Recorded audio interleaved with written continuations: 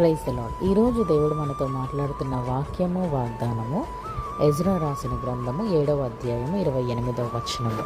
నా దేవుడైన యెహోవా హస్తము నాకు తోడుగా ఉన్నందున నేను బలపరచబడి తిని. హల్లెలూయా. ఈరోజు దేవుడు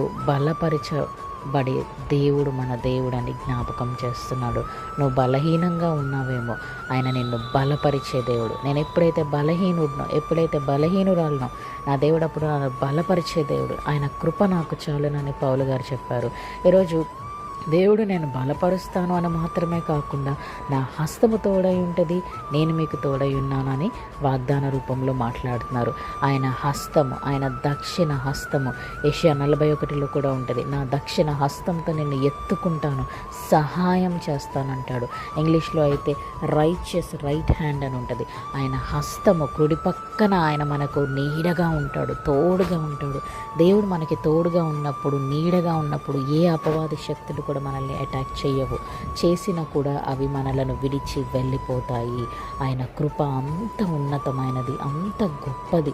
మనం ఎంత అనుభవిస్తే అంత అనుభవించేంత కృపను మన దేవుడు మనకిచ్చాడు. కాబట్టి ఈరోజు ఆయన హస్తము మనతో ఉంది. కాబట్టి మనము ఎల్లప్పుడూ కూడా నిత్యము సంతోషంతో ఆయన బిడ్డలంగా నిలబడతాము. May the lord bless.